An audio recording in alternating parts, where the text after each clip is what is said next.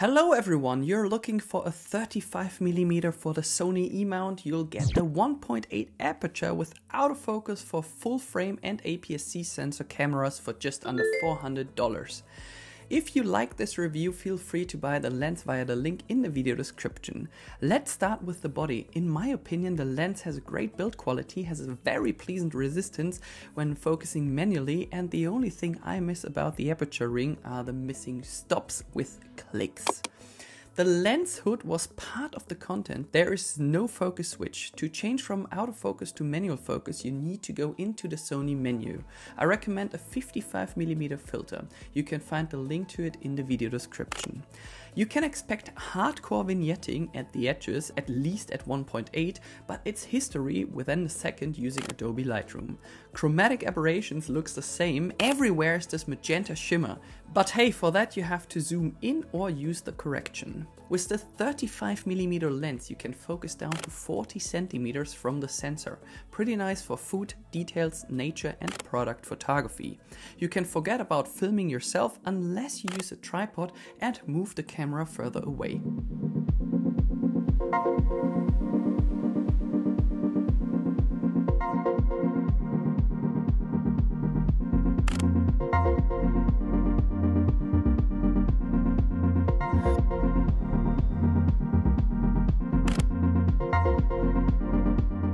You can use this lens on your Sony APS-C sensor cameras as well as on your 35mm sensors, such as the Sony A7R4, A7 IV or A7S III for instance. To me the photos look sharp. The better you combine the ISO, aperture or the shutter speed, the better your results will be. If you want to check out some raw files, have a look into the video description. We are on the road with the Sony ZV-E10. It's not a 35mm camera, but you'll still get great shots with this lens.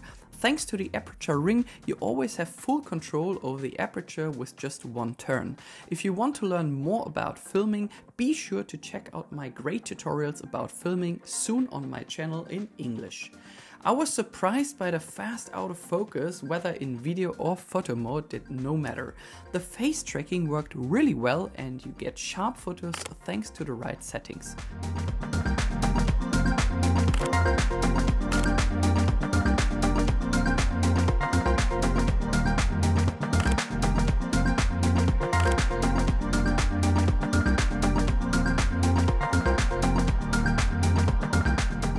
For low light and portraits, this lens is a real blessing. Even through the wide aperture, a close range, you almost can't miss those chromatic aberrations. Thanks to the 9 aperture blades, you get a stunning blur background for portraits and videos.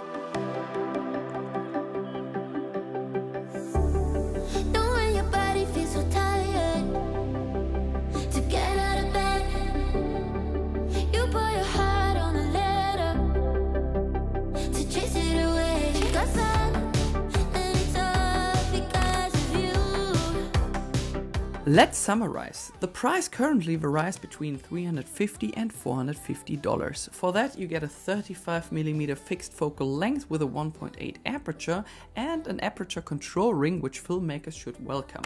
Unfortunately without steps or clicks.